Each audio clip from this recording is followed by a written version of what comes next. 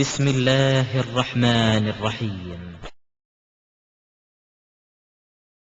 அஸ்ஸலாமு அலைக்கும் வரஹ்மத்துல்லாஹி வபரகாத்துஹு. கண்ணியத்திற்குரிய எல்லாம் வல்ல அல்லாஹுவின் நல்லடியார்களே, இந்த உலகத்திலே நாம் செய்கின்ற பல்வேறு காரியங்கள், உலக காரியங்கள் பல அக்கறையோடு செய்தாலும் பல சமயங்களில் கைகூடாமல் போகக்கூடிய நிலையை பார்க்கின்றோம். அதற்கு என்ன காரணமாக இருக்கிறது என்றால், பெரும்பான்மையான காரியங்களை நாம் கையில் எடுக்கும் பொழுது அதை செய்து முடிப்பதில் காட்டுகிற அவசரம்தான் அந்த காரியத்தை சொதப்பக்கூடிய ஒரு வேலையை செய்து விடுகிறது. இந்த அவசரப்படுவது என்பது மனிதனுடைய ஒரு பண்பாகவே இருக்கின்றது என்று இஸ்லாமும் சொல்கிறது. அல்லாஹ் தன் திருமறை குர்ஆனிலே குறிப்பிடுகின்றான், வ கானல் இன்சானு அஜூலா, மனிதன் அவசரப்படக்கூடியவனாக இருக்கின்றான் என்று குறிப்பிடுகிறான். அப்போ இந்த பண்பு இருப்பதால் பல சந்தர்ப்பங்கள்ல நம்முடைய காரியங்கள் கைகூட முடியாமல் போய்விடுகிறது. இதனால் பல நேரங்கள்ல நாம ஒரு இன்னலுக்கு ஆளாக்கப்பட்டு மன உளைச்சலுக்கு தள்ளப்பட்டுறோம். அப்ப இந்த மாதிரி அவசரத்தின் காரணத்தினால் எந்த அளவிற்கு மாறி போயிருதுன்னு சொன்னா, நாம எந்த காரியத்தை கையில எடுத்தோம் கூட நமக்கே தெரியாம, தலகால் புரியாம, இந்த அவசரத்தினால் ஏற்பட்ட பதற்றம், அதனால் நம்முடைய காரியங்கள் எல்லாம் சிதறி போகக்கூடிய நிலையையும் பார்க்கிறோம். இது பத்தி ஒரு கதை கூட சொல்லுவார்கள். ஒரு 4 பேர் ரயில் நிலையத்திற்கு போனார்களாம், ஊருக்கு போறதுக்காக வேண்டி. அப்ப அவங்க போக வேண்டிய ஊருக்கு தயாராக ஒரு ட்ரெயின் நிக்குது. இந்த ட்ரெயின் எப்பங்க கிளம்பும் அப்படின்னு கேட்டாங்களாம். அங்க இருக்கிற ஒரு போர்ட்டர் சொன்னாராம், ஒரு 5 நிமிஷம் கழிச்சு கிளம்பிடும் அப்படின்ட்டாங்களாம். சரி வாங்கலாம், டீ சாப்பிட்டு வரலான்ட்டு இந்த 4 பேரும் டீ சாப்பிட்டு இருக்கும் போது ட்ரெயின் கிளம்பிருச்சு. கிளம்பின உடனே இவங்களுக்கு பதட்டம் தாங்க முடியல. உடனடியாக ட்ரெயினை பிடிச்சிடணும், ஓடி போய் எப்படியாவது பிடிச்சிடணும்னு அவசர அவசரமாக டீ குடிக்கிறத நிப்பாட்டிட்டு ட்ரெயின் பிடிக்க போறாங்க. பின்னாடி ஒரு கம்பார்ட்மெண்ட்ல ஏறிட்டாலாவது முன்னாடி போய் சேர்ந்துக்கலான்ட்டு ரொம்ப பதட்டப்பட்டு போய் ஏறுறாங்க. ஏறினதுல 3 பேர் ஏறிட்டாங்க. ஒருத்தர் பெட்டியோட கீழே நிக்கிறாரு, அவர் போக முடியல. அப்ப ரொம்ப வருத்தப்பட்டு நின்று இருக்கிறாரு. இப்ப இன்னொரு போர்ட்டர் வராரு, என்னங்க, இல்லைங்க இந்த ஊருக்கு போகக்கூடிய ட்ரெயின் அடுத்து எப்ப வரும் அப்படின்னு கேட்கிறாரு. இன்னும் ஒரு 10 நிமிஷம் கழிச்சு வந்துருங்க. அப்படியா? இருந்தாலும் அவருக்கு பதட்டம் தனியில. அப்ப அவர் சொல்றாரு, ஏங்க பதறீங்க, அதான் 10 நிமிஷம் கழிச்சு வந்துருமே. இல்ல நான் அதுக்கு பதறல, என்னை ஏத்தி விட வந்த 3 பேரு அவசரத்துல அவங்க ஏறி போயிட்டாங்க, நான் இங்க நின்றுட்டு இருக்கிறேன், பதறிட்டு இருக்கிறேன் அப்படின்னு அவர் சொன்னாராம்.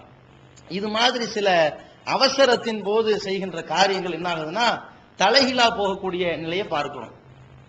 அப்ப இஸ்லாம் இது மாதிரியான ஒரு பண்பை மனிதனுக்கு ஏற்படுத்தி இருந்தாலும், அது சில நேரத்திற்கு தேவை என்று இருந்தாலும், பல சந்தர்ப்பங்களில் இந்த அவசரப்படுவது என்கின்ற தன்மை நமக்கு இருக்கக்கூடாது. நிதானத்தை நம்ம கடைபிடிக்க வேண்டும். அதற்கு பல அறிவுரைகளையும் இஸ்லாம் நமக்கு சொல்லி இருக்கின்றது. பொதுவாக இறை தூதர் ஸல்லல்லாஹு அலைஹி வஸல்லம் அவர்கள் நமக்கு சொல்லித் தருகின்ற பல்வேறு அறிவுரைகள் வணக்க வழிபாடு வழியாக இருந்தாலும், அதுல நம்ம பண்பட்டவர்களாக மாறுகிற பொழுது உலகத்திலையும் அது மாதிரி ஒரு முன்னேற்றத்தை அடைந்துடலாம். உதாரணத்திற்கு தொழுகை இருக்கிறது, 5 வேளை கரெக்டா தொழுகணும் அப்படிங்கிற அந்த பஞ்சுவாலிட்டி, உரித்த நேரத்தில் அந்த தொழுகையை நிறைவேற்ற வேண்டும்ங்கிற இந்த பஞ்சுவாலிட்டியை நம்ம கரெக்டா பேணுகிற பொழுது நம்ம எந்த காரியத்தை செய்தாலும் உரித்த நேரத்தில் முடிக்க வேண்டும் அப்படிங்கிற ஒரு பண்பு நமக்கு வந்து விடுகிறது. அது மாதிரி குர்ஆன்லயும் நபி ஸல்லல்லாஹு அலைஹி வஸல்லம் அவர்களுடைய வழிமுறைகளிலும் இந்த அவசரம் குறித்து, இப்படி எல்லாம் அவசரம் கொள்ளக்கூடாது, நிதானத்தை கடைபிடிக்க வேண்டும் என்பதை நபி ஸல்லல்லாஹு அலைஹி வஸல்லம் பல சந்தர்ப்பங்களை சொல்லி கொடுத்திருக்கிறாங்க. உதாரணத்திற்கு என்னன்னா, ஒரு பயணத்தின் போது நபி ஸல்லல்லாஹு அலைஹி வஸல்லம் அவர்கள் முன்னாடி நின்றுக்கிறாங்க. தொழுகைக்காக வேண்டி இக்காமத் சொல்லப்படுது. அந்த தொழுகையினுடைய நேரம் நெருங்கி விட்டது. உடனே சஹாபாக்கள் என்ன பண்றாங்க, அவசர அவசரமா நம்ம போய் தொழுகையில ஜாயின் பண்ணிடணும் அப்படின்னு சொல்லி அதிவிரைவாக அந்த ஒழு செய்யக்கூடிய பணியை செய்யறாங்க. கடைசியில கால் கழுவும்போது என்ன பண்றாங்கன்னா, சீக்கிரம் போய் தொழுகையில ஜாயின் பண்ணிடணுங்கிறதுக்காக வேண்டி காலை தண்ணியில தொட்டு தடவறாங்க. சரியா காலை கழுவுல. இத ரசூலுல்லாஹி ஸல்லல்லாஹு அலைஹி வஸல்லம் அவர்களுக்கு இறைவன் இறை செய்தி மூலமாக தெரியப்படுத்துகிறான். அதை அறிந்த நபி ஸல்லல்லாஹு அலைஹி வஸல்லம் உடனே தன்னுடைய உயர்ந்த சப்தமாக சொல்கிறார்கள், வைலுல்லில் ஆகாபி மினன்னார், எந்த கரண்டை கால்கள் சரியாக கழுகப்படவில்லையோ அவர்கள் நரகத்துக்கு போவார்கள், கேடு உண்டாகட்டும் சொல்றாங்க நபி ஸல்லல்லாஹு அலைஹி வஸல்லம். யாருக்கு சொன்னாங்க இத? தொழாதவனுக்கு சொல்லல. தொழாதவனுக்கு வேற வகையான விபரீதம் இருக்குது. ஆனால் தொழ முற்பட்டு ஜமாத்தில் சேர முற்பட்டு அதற்கு செய்ய வேண்டிய ஒரு நிபந்தனை ஒழு இருக்க வேண்டும். அதை செய்தவர்களை நபி ஸல்லல்லாஹு அலைஹி வஸல்லம் அவர்கள் இப்படி அறிவுறுத்துறாங்கன்னா, அப்ப இந்த ஒழு செய்யக்கூடிய இந்த செயல் இதை நாம திருந்த செய்யணுமே தவிர திரும்ப செய்யற மாதிரி இருந்துடக்கூடாது. செய்வதை திருந்த செய்யணும் சொல்லுவாங்கல்ல, நாம எந்த ஒரு செயலை செய்ய கையில் எடுத்துக்கொண்டாலும் அதுல அவசரம் காட்டாமல் நிதானமாக செய்கிற பொழுதுதான் அதை பரிபூர்ணமாக செய்ய முடியும். அரைகுறையாக செய்யாமல் நாம சரி செய்ய முடியும் என்பதை இந்த ஒழு செய்யற முறையில் நபி ஸல்லல்லாஹு அலைஹி வஸல்லம் நமக்கு சொல்லி கொடுத்திருக்கிறாங்க. இன்னொரு தருணம் அது என்ன அப்படின்னு கேட்டா, நபி ஸல்லல்லாஹு அலைஹி வஸல்லம் அவர்கள் தொழுகைக்காக வேண்டி நிக்கிறாங்க. இக்காமத் சொல்லப்பட்டுருச்சு, சஹாபாக்களும் வந்து சேர்றாங்க. அதுல சில நபி தோழர்கள் வந்து ரொம்ப அவசரப்பட்டு எப்படியாவது தொழுகையில சேர்ந்தன்மை இக்காமத் சொல்லிட்டாங்களேன்னு சொல்லி ரொம்ப படபடப்போடு ஓடி வராங்க. திடுதிடுன்னு சவுண்டும் வருது, எல்லாம் வந்து தொழுகையில ஜாயின் பண்ணிட்டாங்க. அப்ப நபி ஸல்லல்லாஹு அலைஹி வஸல்லம் அவர்கள்ட்ட கேட்கறாங்க, என்ன பிரச்சனை மாஷனுக்கும், என்ன ஒரு திடுதுன்னு ஒரு சவுண்ட் வந்துச்சு, என்ன பண்ணீங்க அப்படின்னு கேட்கறாங்க.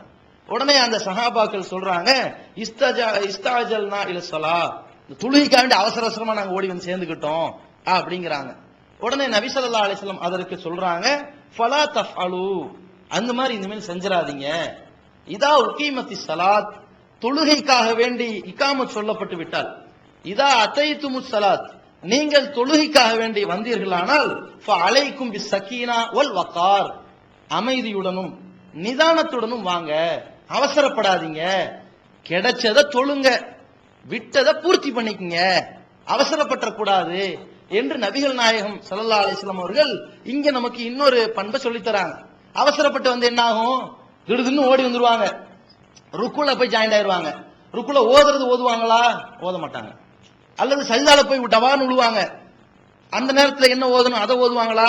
ஓத மாட்டாங்க. இந்த மூச்சு வாங்கிட்டு இருக்கும் ஒரு ரக்காத்து ஃபுல்லா, அதுக்கப்புறம் 2வது ரக்காத்துல வந்து நிப்பாங்க. இப்ப இந்த மாதிரி இருக்கிறத விட அந்த நேரத்தில் நிதானத்தை கடைபிடியுங்கள் என்று நபி ஸல்லல்லாஹு அலைஹி வஸல்லம் சொல்றாங்க. இன்னொரு இடத்துல பாருங்க, நம்மளே நினைக்கலாம், என்னடா இது, நம்ம தொழுகைக்காக தான் நெருங்குறோம், அல்லாஹ்வுடைய மார்க்கத்தினுடைய அந்த சட்டத்தை நிறைவேற்றுறதுக்கு தானே ஆர்வப்பட்டு உள்ள வரோம், இதுக்கா இப்படி அப்படின்னு கேட்டா அதற்குத்தான் அப்படி. அதை பரிபூர்ணமாக சிறப்பா செய்வதற்குத்தான் இந்த நிதானத்தை நபி ஸல்லல்லாஹு அலைஹி வஸல்லம் கடைபிடிக்க சொன்னார்கள்.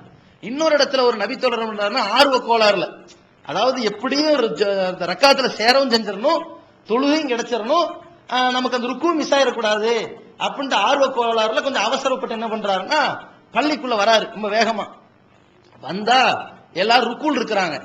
இவர் என்ன பண்றாருன்னா வாசல்லே டப்புன்னு ருக்கு செஞ்சுட்டாரு, ருக்குலயே போய் சேர்ந்துட்டார் ரக்காத்துல. நபி ஸல்லல்லாஹு அலைஹி வஸல்லம் அவர்களுக்கு அது அறிவிக்கப்படும்ல. அப்ப நபி ஸல்லல்லாஹு அலைஹி தொழுகை முடிஞ்சு, ஜாதக்கல்லாஹு ஹிர்சன், உன்னுடைய அந்த பேராசை, எப்படியாவது அந்த ஜமாத் அடைஞ்சிடணும், தொழுகை அடைஞ்சிடணுங்கிற அந்த பேராசை அல்லாஹ் அதிகப்படுத்திட்டோம், ஃபலா தவுத், இனிமேல் செஞ்சிடாத அப்படி நபி ஸல்லல்லாஹு அலைஹி வஸல்லம் அதை என்ன செய்யறாங்க, தடுக்கிறாங்க.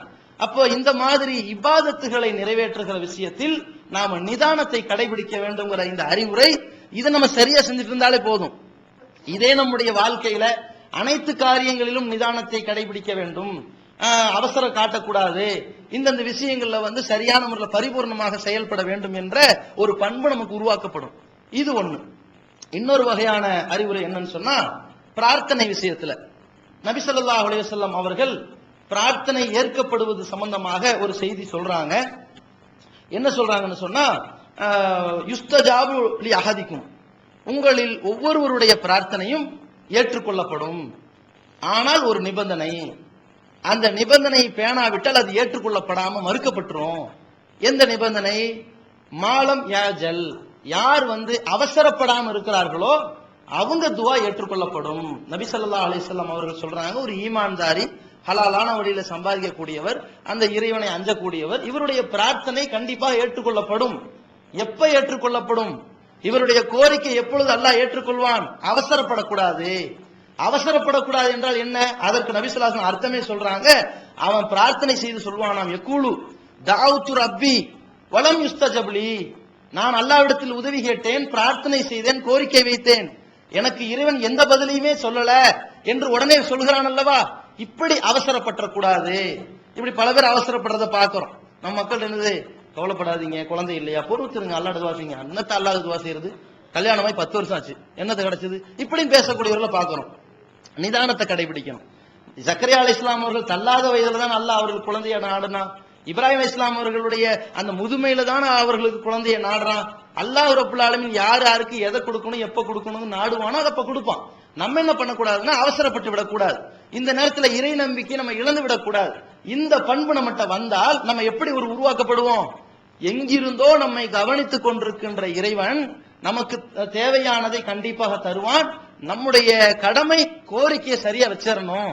கோரிக்கை இறைவன் வச்சு நம்முடைய முயற்சிகளை செய்வோம். இறைவன் தரும்போது கரெக்டா தந்துருவான் அப்படிங்கிற நம்பிக்கையில செயல்பட்டால் இறைவன் தருவான். நம்ம கேட்டுட்டே நிராசையோடு எத்தனை தொழுதோம், எவ்வளவு அள்ளி கொடுத்தோம், என்ன கிடைச்சது, ஒரு புண்ணியம் இல்லை என்று நம்பிக்கை இல்லாம பேசினால், அது மாதிரியான நடவடிக்கை அமைத்துக் கொண்டால் எதுவும் ஏற்றுக்கொள்ளப்படாம போயிடும். இப்படி நம்ம உருவாக்கப்பட்டால், இந்த மாதிரி நம்ம பண்படுத்தப்பட்டா, நம்ம உலகத்துல செய்யற முயற்சிகளும் கைகூடும். உலகத்துல அப்படித்தான முயற்சிகள் செய்வோம். சில பேர் இருப்பாங்க, என்ன செய்யலாம் இருக்கேன், கையில ஒரு 25,000 பணம் இருக்குது, ஒரு வியாபாரம் பண்ணலாம்னு பாக்குறேன், மார்க்கெட்ல போய் நல்ல ஒரு கடையை பிடிச்சி வைப்பா, சின்னதா வைப்பா, சின்னதா வச்சா வியாபாரம் ஆயிருமோ, இல்லப்பா வச்சுதான் பாரு, நான் வச்சுட்டேன், வந்துட்டானா எல்லாரும், எப்ப வருவான், அதெல்லாம் வரமாட்டான், நீ வேற. இப்படி எதற்கும் குறை சொல்லி கொண்டிருப்பார்கள், எதற்கும் ஒண்ணுமே இல்லைன்னு சொல்லி கொண்டிருப்பார்கள். நம்ம நம்பிக்கை வச்சு செய்யணும். எந்த விஷயத்தையும் ஒரு முயற்சி செஞ்சு செய்யணும். நம்ம என்ன செய்யக்கூடாது, இதுல ஒண்ணு ஆகாது, இதுல ஒண்ணு எதுபடாது என்று அவசரப்பட்டு எந்த ஒரு நிதானமாக செயல்பட வேண்டும். அறிவார்த்தமான செயல்ல இறங்க வேண்டும். அவசரப்பட்டு நம்ம என்ன செய்யக்கூடாது, நிராசை அடைந்து விடக் கூடாது. இது இன்னொரு விஷயம். மூணாவதாக நபி ஸல்லல்லாஹு அலைஹி வஸல்லம் அவர்கள் அவசரப்படக்கூடாதுங்கிறதுக்கு எந்த விஷயத்துல அவசரப்படக்கூடாது அப்படிங்கிற இன்னொரு தன்மை சொல்லித்தராங்க. ஒரு மனிதன் சம்பந்தமாக, அது குடும்ப பிரச்சனைகளா இருந்தாலும் சரி, ஒரு வர்த்தகமா இருந்தாலும் சரி, ஒரு கடையா இருந்தாலும் சரி, ஒரு நிறுவனமா இருந்தாலும் சரி, ஒருவரை பற்றி ஒரு புகார் வருகிறது என்றால், அந்த புகாரை நாம கேட்கிற பொழுது, அந்த குற்றச்சாட்டுகளை பற்றி கேட்கிற பொழுது, அதை தீர விசாரிக்காமல் அவசரப்பட்டு முடிவெடுத்துடக்கூடாது. இதுக்கு நிதானத்தை கடைபிடிக்க வேண்டும் என்று இஸ்லாம் சொல்லுது. இத நபி ஸல்லல்லாஹு அலைஹி வஸல்லம் அவர்கள் காலத்தில் நடந்த ஒரு சம்பவத்தை வைத்தே அல்லாஹ் சொல்கிறான். என்ன நடக்குது, நபி ஸல்லல்லாஹு அலைஹி வஸல்லம் காலத்துல ஹாரிஸ் என்கின்ற ஒரு நபி தோழர், அவர் இஸ்லாத்தை ஏற்றுக்கொள்ள ரசூலுல்லாஹ்ட்ட வராங்க. அல்லாஹ்வுடைய தூதர் அவர்கள் இஸ்லாத்தை சொல்றாங்க, அவங்க ஏற்றுக்கொள்றாங்க, ஜக்காத்தை கேட்கறாங்க, அதை கொடுக்கறாங்க. அப்புறம் நபி ஸல்லல்லாஹு அலைஹி வஸல்லம் அவர்கள்ட்ட இந்த ஹாரிஸ்ங்கிறவங்க சொல்றாங்க, என்ன நீங்க எங்க ஊருக்கு அனுப்புனீங்கன்னா அந்த மக்கள்கிட்ட நான் இஸ்லாத்தை சொல்லி, அந்த மக்கள் ஏதாவது பைத்துல் மாலுக்கு சக்காத்தை கொடுத்தா வாங்கிட்டு உங்கள்ட்ட கொடுத்துறனே அப்படிங்கிறாங்க. ஓ நீ இப்படி செய், நான் வேணா ஆள் அனுப்பி விடுறேன், அதை வசூல் பண்ணிட்டு வர்றதுக்கு ஆள் அனுப்புறேன்னு அனுப்பி விடுறாங்க. இவர் போய் மக்களுக்கெல்லாம் தாவா செய்து அந்த மக்கள் இருக்கிற சக்காத்து தொகைகளை எல்லாம் வாங்கி, எப்படா ரசூலுல்லாஹி ஸல்லல்லாஹு அலைஹி வஸல்லம் ஆள் அனுப்புவாங்க, கொடுத்து அனுப்பலான்னு தயாரா உட்கார்ந்துகிட்டு இருக்கிறாங்க. அந்த நேரத்தில் நபி ஸல்லல்லாஹு அலைஹி வஸல்லம் என்ன பண்றாங்கன்னா, வலீத் என்று சொல்லக்கூடிய ஒரு நபி தோழர், நீங்க போய் பணத்தை வாங்கிட்டு வாப்பா, அந்த பொருட்களை என்னன்னு வாங்கிட்டு வான்னு அனுப்புறாங்க. இவங்க என்ன பண்றாங்கன்னா, கொஞ்ச தூரம் போயிட்டு சோம்பல் பட்டுட்டு என்னத்தை போய் அங்க போய் வாங்கிட்டு வரது திரும்பிடுறாங்க. திரும்பி ரசூலுல்லாஹி ஸல்லல்லாஹு அலைஹி வஸல்லம் சொல்றாங்க, நான் போனேன், அவங்க சக்காத்து கொடுப்பாங்க பார்த்தா தரல, தரது மட்டுமல்ல, அவர்கள் என்னை கொலை செய்ய வேண்டும் என்று முடிவெடுத்து விட்டார்கள். ஓ சக்காத்து கொடுன்னா கொடுக்கவும் இல்ல, மறுத்துட்டு உன்னை கொல்ல வேற முடிவெடுத்துட்டாங்களா, இது துரோகமாச்சே, இது விடக்கூடாது அப்படின்னு நபி ஸல்லல்லாஹு அலைஹி வஸல்லம் என்ன பண்றாங்கன்னா, ஒரு கூட்டத்தை அனுப்பி வைக்கிறாங்க. நீங்க போய் அவரோட போர் பண்ணி விட்டுறாதீங்க அவங்கள அப்படின்னு சொல்லிட்டு பதிலடி கொடுக்கறதுக்கு ஒரு கூட்டத்தை அனுப்புறாங்க. அங்க என்ன நடக்குதுன்னா, ஹாரிஸ் அவர்கள் வெயிட் பண்ணிட்டு இருக்காரு.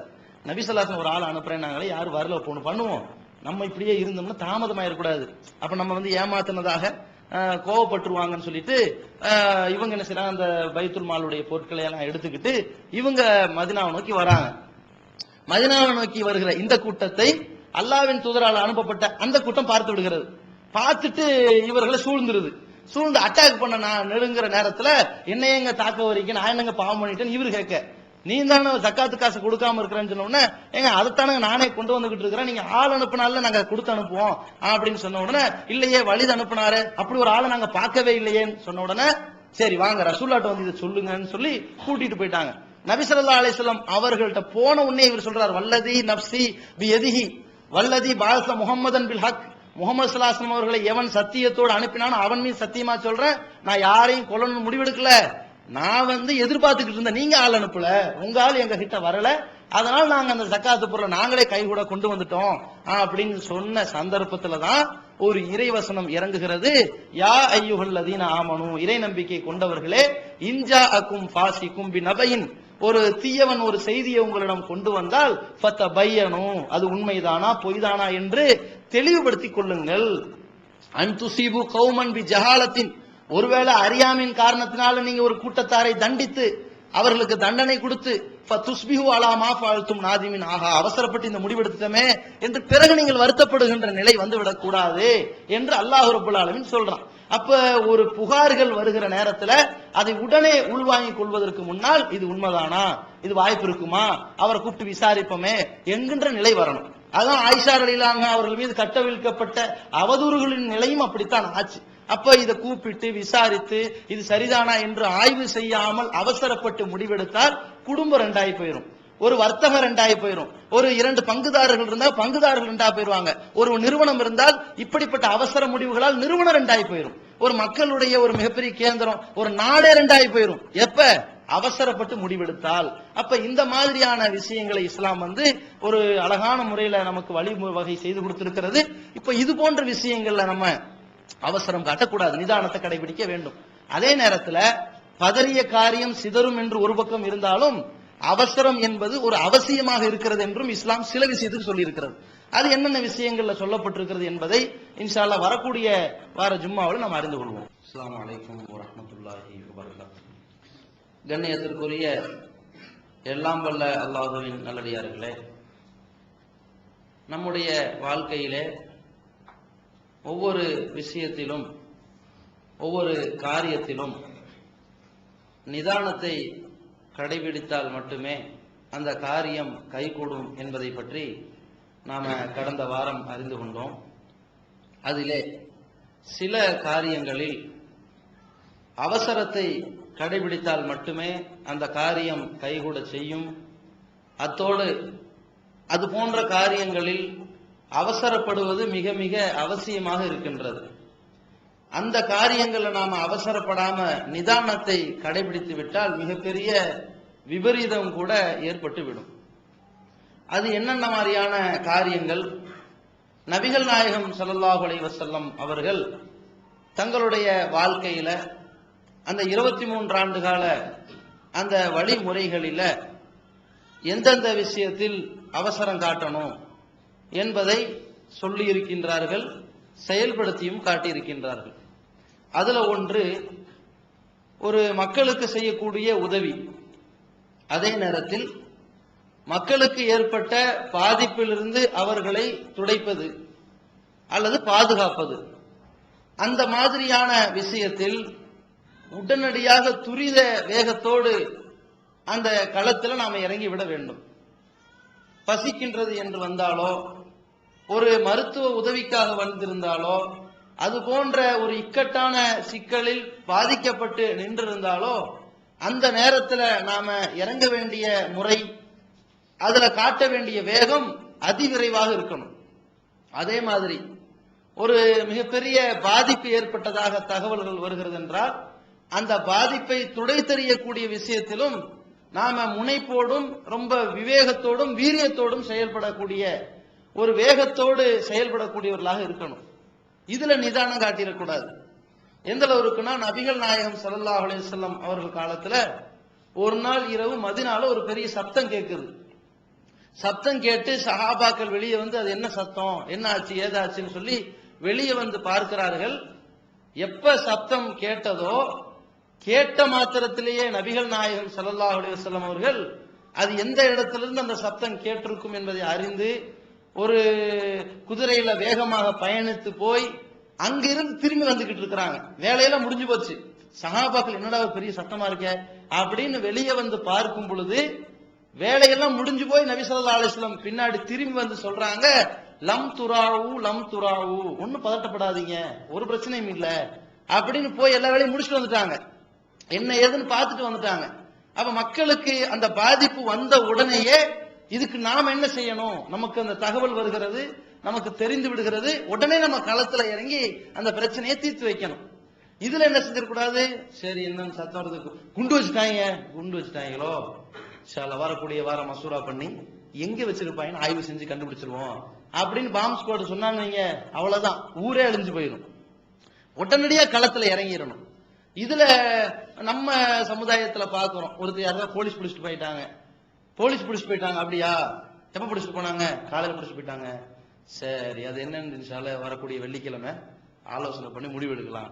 ஏங்க உடனே ஸ்டேஷன்ல போனா எஃப்ஐஆர் எல்லாம் எழுதாம இருப்பான், என்ன ஏதுன்னு பேசி கூப்பிட்டு வந்துடலாம் அப்படின்னு சொன்னா இதுல ஒரு தாமதத்தை காட்டக்கூடியதை பாக்குறோம். இப்படி இருக்கக்கூடாது. இதுல எல்லாம் ரொம்ப பேர் போனவர்கள் யாருன்னா அரசியல்வாதிகள். அந்த வேலையும் துரிதமா செய்ய மாட்டாங்க, இதுல கொள்ள வேற அடிச்சுக்குவாங்க. ஒரு கதை கூட சொல்லுவாங்க இந்த அரசியல்வாதி எப்படின்னு. ஒரு ஆட்சிக்கு வந்தோம்னா மக்கள் ரொம்ப வருஷமா கேட்டுக்கிட்டு இருக்கிறாங்க, இந்த மாதிரி இந்த கீழே குடிநீர் பைப் லைன் அமைங்க, ஏற்பாடு பண்ணித்தாங்க, தண்ணீர் பற்றாக்குறையா இருக்கு. அப்படியா, ஒரு 4-5 பேரை வச்சு ரோட்ல ஒரு பள்ளம் தோண்டியாச்சு குடிநீர் பைப் லைன் போடுறதுக்கு. தோணுனதுக்கு ஒரு 50,000 இவன் கொள்ளையடிச்சிட்டான். இது எப்ப முதல் வருஷம் கேட்ட கோரிக்கையை 3ஆவது வருஷம் நிறைவேற்றியாச்சு. தோணுனதோட சரி, பைப் லைன் போட்டபாடே இல்ல. மக்கள் இப்ப அந்த பைப் லைன் வேணுங்கிறத மறந்துட்டாங்க. வரவன்லாம் அதுல விழுந்துட்டு போறான். என்னங்க இது, ஒரே மக்கள் வராம போறான் விழுந்துட்டு போறான், எப்படியா இந்த குண்டு குழியா இருக்கிறத அடைச்சிருங்க அப்படிங்கிறாங்க. அது 5ஆவது வருஷம் என்ன பண்றான், பொதுமக்களுக்கு இடையூறாக இருக்கும் குழிகளை அடைத்த கணக்குல ஒரு 50,000 ரூபாய் அதையும் சுட்டாச்சு. வேலை எவ்வளவு விரைவா போயிருக்குன்னு பாருங்க, 5 வருஷத்துல முடிச்சிருக்காங்க அதை. இந்த மாதிரி அரசியல்வாதிகள் ஈடுபடுறது பாக்குறோம். இதனால மக்கள் என்ன பண்ணுவாங்கன்னா, அந்த சட்டத்தை கையில் எடுத்து நம்மளே பாத்துக்கலாம் அப்படிங்கிற மாதிரி களத்துல இறங்கக்கூடிய சூழ்நிலையில் இருக்கிறத பாக்குறோம். இது மாதிரி என்ன செய்யக்கூடாது, ஒரு பொறுப்பு மிக்கவர்கள், மக்களுடைய நலனில் அக்கறை கொண்டவர்கள், அந்த மக்களுடைய நலனுக்கு முக்கியத்துவம் வாய்ந்தவர்களா இருக்கக்கூடிய இடத்தில் யார் இருந்தாலும் சரி, மக்கள் தலைவர்களா இருந்தாலும் சரி, அதே மாதிரி ஒரு குடும்ப தலைவரா இருந்தாலும் சரி, தங்களுக்கு ஒரு பாதிப்பு சம்பந்தமாகவோ உதவி சம்பந்தமாக வருகின்ற தகவல்களில் ரொம்ப அதிவிரைவாக அவசரம் காட்ட வேண்டும் என்பது நபி ஸல்லல்லாஹு அலைஹி வஸல்லம் அவர்களுடைய இந்த செயல் நமக்கு தெரியுது. அதே மாதிரி இன்னொன்னு என்ன அப்படின்னு கேட்டா, நாம ஒரு தீமையை கண்ணால் காணுகிற பொழுது அந்த தீமையான காரியம் இது தீமைதான் என்று நமக்கு வெளிப்படையாக தெரிந்துவிட்ட உடனேயே நாம செய்ய வேண்டிய காரியம், ஒண்ணு நமக்கு சக்தி இருந்தால் கையால் தடுத்து விட வேண்டும், அல்லது நாவால் தடுத்து விட வேண்டும், அல்லது மனதால் வெறுத்து ஒதுங்கிடணும், நம்முடைய எதிர்ப்பை காட்டிவிட வேண்டும். அதுதான் தன்ஹவுன அனில் முன்கர், நீங்கள் தீமையை தடுக்கக்கூடியவர்களாக இருக்கிறீர்கள் அப்படின்னு அல்லாஹ் சொல்றான்ல, அதற்கு அழகே அதுதான். இதுல அவசரம் காட்டணும். ஒரு தீமையை காண்கிறோமா, கண்ட உடனே அவசரம் காட்டினாதான் அந்த தீமையிலிருந்து மக்கள் திருந்திக் கொள்வார்கள். இப்போ ஒரு ஹதீஸ்ல கூட நம்ம கேள்விப்பட்டோம், சஹாபாக்கள் அரைகுறையாக காலை கழுவிட்டு உள்ள வந்தாங்க. அப்படி வந்துட்டு இருக்கும் போது ரசூலுல்லாஹி ஸல்லல்லாஹு அலைஹி வஸல்லம் வயலுல்லில் ஆகாபி மினன் நார், கால்களை கரண்டை காலை அரைகுறையாக கழுவிட்டு வந்தவங்களுக்கு நாசம் உண்டாகட்டும் அங்க உடனே கண்டிச்சதுனாலதான் அடுத்து அந்த ஒழு செய்வதை திருத்தி கொண்டு அந்த வக்து தொழுகையை சரி செய்து கொண்டார்கள். ஒருவேளை கழுவிட்டு நிதானம் வரட்டும் அப்புறம் சொல்லிக்கலாம் அப்படின்னு ஒரு 2 மணி நேரம் கழிச்சு சொன்னா என்ன ஆகும், அந்த வக்து தொழுகை பாலா போயிடும் இல்லையா? அப்போ நம்ம மக்கள்கிட்ட சில பேர்ட்ட பாக்குறோம், இதுல எந்த அளவுக்கு நிதானம் காட்டுவாங்கன்னா, ஒரு வரதட்சணை கல்யாணத்துக்காக வேண்டி குடும்பத்துல ஏற்பாடு ஆகிட்டு இருக்குது, ஏற்பாடு ஆகும் போதே நம்ம தெளிவா பதிவு பண்ணிடணும், இப்படி செஞ்சிடக்கூடாது, எது கைக்கூலி வாங்கிடக்கூடாது, பணமா கேட்டக்கூடாது, பொருளா கேட்ட இப்படின்னா வரமாட்டோம், எது ஆடம்பரமா பண்ணிடக்கூடாது, இல்லாட்டின்னு வரமாட்டோம். இப்படி ஒவ்வொரு விஷயத்தையும் அங்கேயே பதிவு பண்ண அந்த தீமைகளை நடைபெற முடியாத அளவுக்கு நம்ம ஃபர்ஸ்டே தடுத்து வச்சுட்டோம்னா ஒன்னும் பிரச்சனை இல்லை. நம்ம மக்கள் என்ன செய்வாங்கன்னா, பார்ப்போம் கடைசியில பார்ப்போம் எல்லாம் கரெக்டா வந்துடும் பார்ப்போம் இப்படினே விட்டுருவாங்க. எல்லா தவறுகளும் செஞ்சுட்டு திருமணத்தன்னைக்கு காலையில ஏன் வரல கல்யாணத்துக்கு, இல்ல நீ தப்பா பண்ணிட்ட, எப்படி நான் வர முடியும், இன்னைக்கு சொன்னா எப்படி நான் மாத்திக்க முடியும், தப்புன்னு அன்னைக்கே சொல்லியிருக்கலாம்ல, உனக்கு தெரிஞ்சுதான் இத்தனையும் பண்ண என்று ஒரு நேரத்துல சிக்கலா இருக்கக்கூடிய சூழ்நிலை இருக்கு. சில நேரத்துல என்ன நடக்கும் அப்படின்னு கேட்டா, அந்த தீமைகள் தலைவிரிச்சு ஆடிக்கிட்டு இருக்கும். நம்மால ஏங்க உங்க சொந்தக்காரர் இப்படி பண்றாங்க, எல்லாருக்கும் ஒரு புத்தி இருக்குதுங்க, எல்லாருக்கும் சிந்திக்கிற ஆற்றல கொடுத்துருக்கான். இன்னைக்கு என்ன ஒரு 25 வயசுல அவன் ஆடுற ஆட்டம் ஆடட்டும், 40 வயசுல எல்லாம் திருந்திடுவாங்க, நிதானம் சொல்லிக்கிறது. அப்ப நமக்கு என்ன கடமை, அப்ப தீமையை தடுக்கணுங்கிற கடமை எங்க போச்சு? அப்ப இந்த மாதிரியான விஷயங்கள்லாம் கண்ட உடனேயே இது தீமைதான் என்று நாம் சிந்தனைக்கு புலப்பட்ட உடனேயே அதிலிருந்து தடுக்கக்கூடியவர்களாக தவிர்த்து கொள்ளக்கூடியவர்களா இருக்கணும்.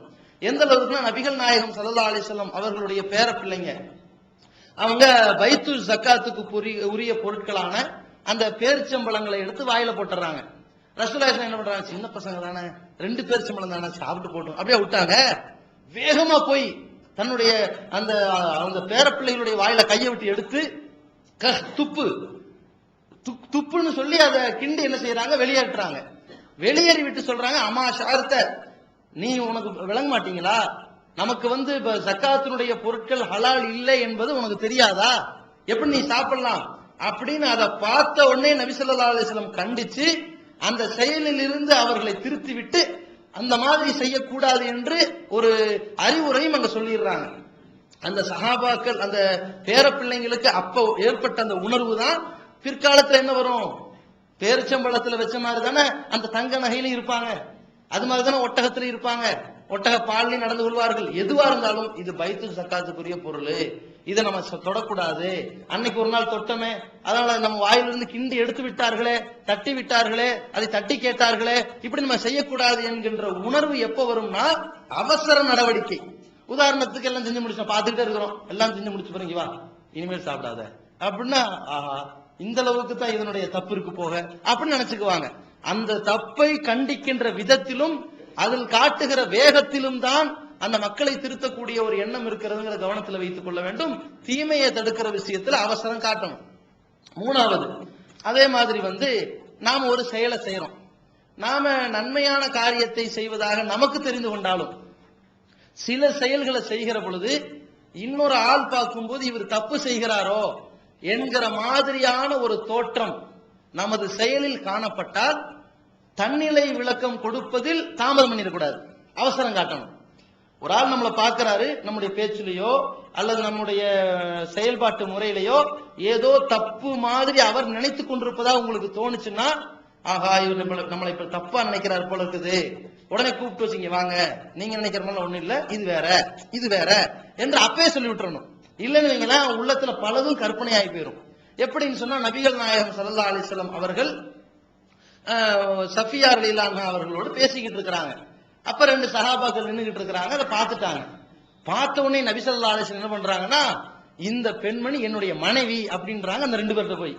உடனே அந்த ரெண்டு சஹாபாக்கள், உங்கள்கிட்டயே அல்லாஹ்வின் தூதரே, நாங்க யாரை போய் சந்தேகப்படுவோம், நீங்க இதுக்கு இது மனைவி எல்லாம் விளக்கம் சொல்லிட்டு இருக்கிறீங்க அப்படிங்க போது நபி ஸல்லல்லாஹு அலைஹி வஸல்லம் சொல்றாங்க, இன்ன ஷைத்தான யஜ்ரி மினல் இன்சானி மஜ்ரத்தமி, ஷைத்தான் மனிதனுடைய ரத்த நாளங்களில் ஓடிக்கொண்டிருக்கின்றான், அதனால் இன்னி ஹசீத்து அன் யுல்கிய ஃபீ அன்ஃபுசிக்குமா, உங்க உள்ளத்துல ஷைத்தான் கண்டதுகள் இதெல்லாம் போட்டிருப்பானோ என்று நான் பயப்படுறேன், அதனால தான் சொன்னேன் இது என் மனைவி, தப்பா நினைச்சிடாதீங்க என்று நபிகள் நாயகம் ஸல்லல்லாஹு அலைஹி வஸல்லம் உடனே அந்த சந்தேகத்தினுடைய அந்த பார்வையும் அதனுடைய முகாந்திரத்தை உடைச்செறிஞ்சாங்க பாருங்க.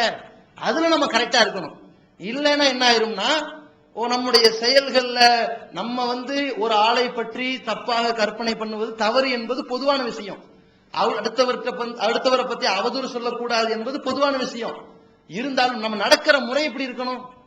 ஒருத்தர் என்ன பண்றாரு, பொம்பளையோட பேசுறாரு, இன்னொரு நாள் பார்த்தா பொம்பளையோட பேசுறாரு, என்னடா எத்தனையோ வகையான பெண்களோட இவருடைய தொடர்பு நம்பர்கள் இருக்குது, அல்லது இவரு நான் அங்க போறேன், இந்த சொந்தக்காரங்க வீட்டுக்கு போறேன், அங்க போறாரு இங்க போறாரு, இவருடைய செயலே வித்தியாசமா இருக்கு ஒரு தோன்றது ஒரு ஆளுக்கு இப்படி வருது. இப்படி வருகிற பொழுதே என்ன செய்யணும், அதை திருத்தி கொள்ளணும், அல்லது இவரால் விளக்கம் கொடுத்துடணும், தப்பா நினைச்சாதிய அங்க எங்க அம்மா வீடு, இது எங்க பெரியமா வீடு, ஏதாவது சொல்லிடணும். எந்த முகாந்தரத்துல அவங்க மனசுல நினைச்சுக்கிட்டு இருக்கிறதாக நமக்கு தோணுதோ உடனே அதை உடைச்சு கரெக்ட் பண்ணி விட்டுறணும். இல்லைன்னா அது சந்தேக பார்வைகளை அதிகப்படுத்தி விடும். நம்ம ஒரு கல்லால கை வைக்கிறாங்க, தப்பா நினைச்சிடாதீங்க, காலையில 100 ரூபாய் கொடுத்துட்டு போனேன், அது 50 ரூபாய் ஓனர் எடுத்துக்க சொன்னாரு, அதான் எடுத்துட்டு போறேன், பக்கத்துல யாரும் தப்பு போட்டு விட்டுறாதீங்க அப்படின்னு அந்த வேலைக்கு கூட இருக்கிறவங்க சொல்லிட்டு போனோம் வைங்களேன், நம்ம தப்பா நினைக்கிறதுக்கான இடம் வரும்போது அவர் தெளிவா சொல்லிட்டு போயிடுறாரு அப்படிங்கிற. அல்லாஹ்